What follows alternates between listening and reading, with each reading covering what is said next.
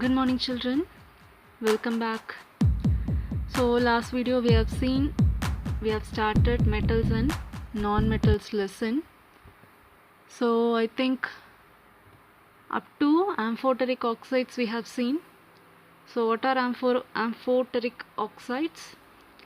They are metal oxides which react both with acids as well as bases. So before seeing this, we have seen when metal reacts with oxygen, it gives metal oxide.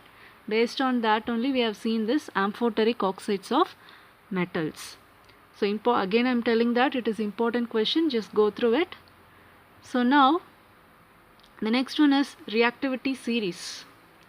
So here the reactivity series according to their reactivity from higher order to low order it is given here. So first thing, the most reactive is potassium, then sodium, calcium, magnesium, aluminium. And after that, reactivity decreases from zinc, iron and lead. Then hydrogen, then copper, mercury, silver and then gold. Which is the least reactive metal? It is gold, and high reactive metal it is potassium. This is the order of the reactivity of metals. So you should know this thoroughly. So here you should ask one question, why this hydrogen is placed in between among the metals, since hydrogen is a non-metal. Then why it is placed in between these reactivity series? Any guess children? We know hydrogen is having one electron in its valence shell. So outermost shell it will be having only one electron.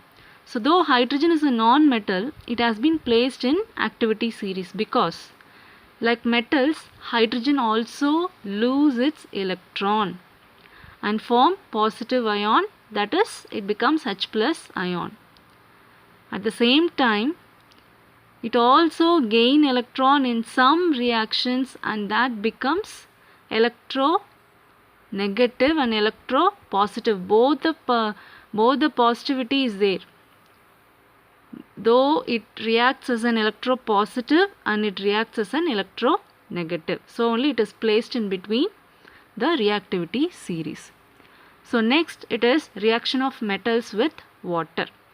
So when metal reacts with water, it gives metal hydroxide or metal oxide plus hydrogen. Two possibilities are there. So when sodium, we know that is a mostly reactive metal. So that reacts with water. Here we are taking cold water. Why? Because it is highly reactive. If you are reacting with hot water, already it gives you a vigorous reaction. So if it is hot, some other reactions will happen. So we are taking here cold water. So when it reacts, it gives us NaOH. So metal hydroxide, that is sodium hydroxide along with hydrogen plus heat. This heat should be noted. Okay, since it is highly reactive metal, so heat will be produced.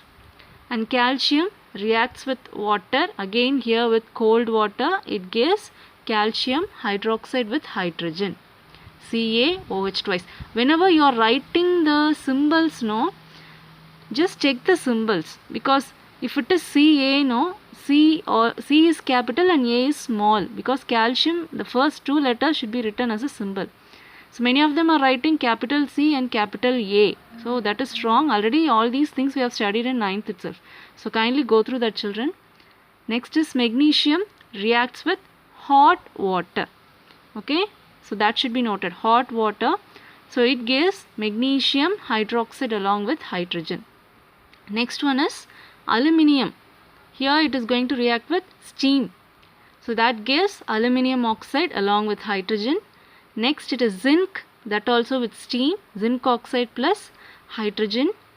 Next iron reacts with steam, it gives ferric oxide plus hydrogen.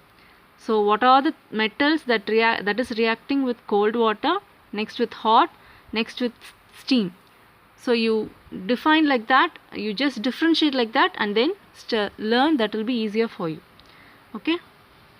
The next one is reaction of metals with acids.